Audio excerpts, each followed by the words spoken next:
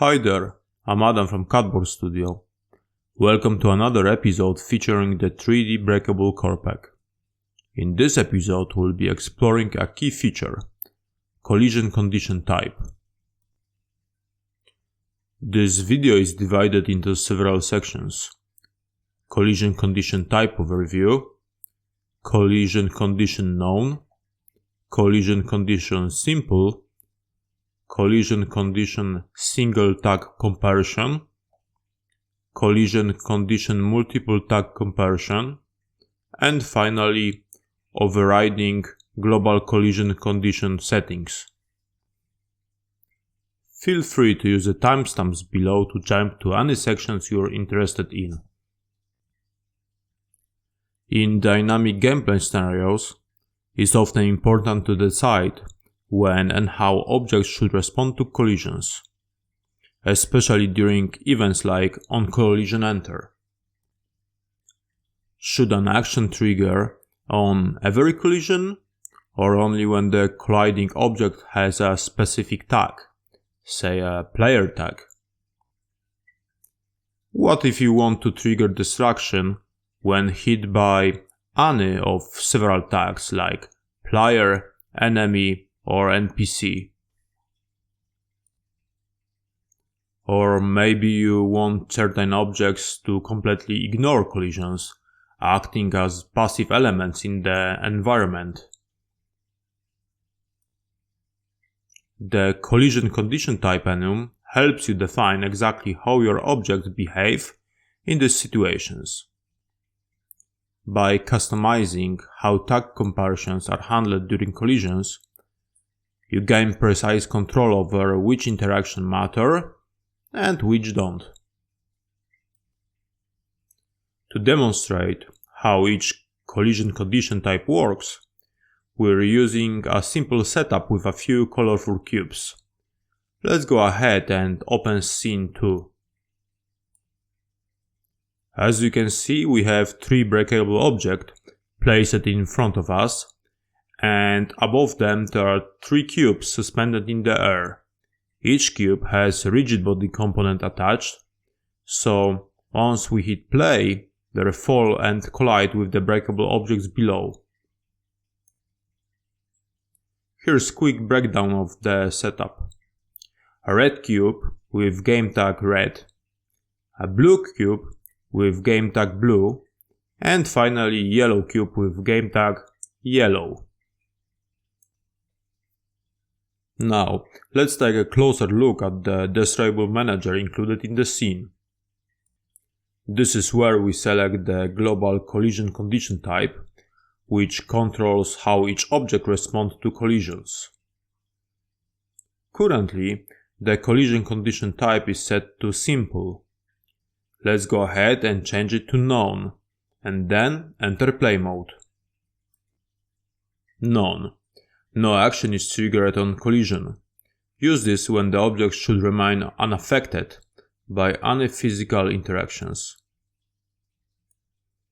As you can see, none of the items were destroyed. That's because with the known condition, collisions are completely ignored. Now, let's exit play mode and switch the collision condition type back to the simple. Let's hit play again. Simple. Any collision will trigger the assigned action type, regardless of tags. Great for objects that should always respond, like breakable pots or crates. And this time, all breakable items are destroyed as the cubes fall. That's because simple allows any tag to trigger destruction. No tag checks are required. Next, let's test out the single tag comparison mode. We'll exit play mode, change the collision condition type to single tag comparison, and set the valid tag to blue. Let's enter play mode. Single tag comparison. The object checks for a specific tag during on-collision enter. If the colliding object has the correct tag like player, the action is triggered. It's perfect for cases where only certain actors should cause a reaction. As we can see, only the blue cube is able to destroy a breakable item. The red and yellow cubes fall, but nothing happened when they collide. This is perfect collision condition where only a specific actor like the player should trigger breakable interactions. Now let's move on to the final option, multiple tag comparison. Let's exit play mode and change the collision condition type to multiple tag comparison. We'll choose two valid tags here, red and yellow. Now, when we enter play mode, only the red and yellow cubes are able to destroy the breakable object. The blue cube doesn't have a valid tag, so its collision is ignored. This gives you much more flexibility when you want different types of characters or objects to share the same behavior.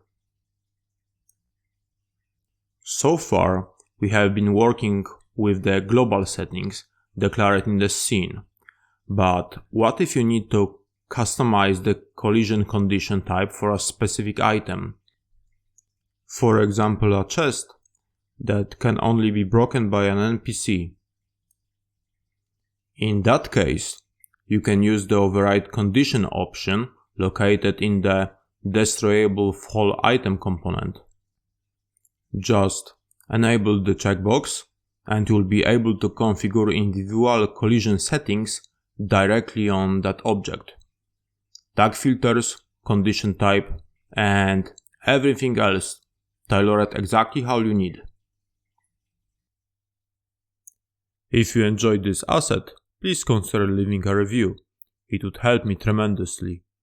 And if you found this video helpful, I'd really appreciate if you'd like, comment and share.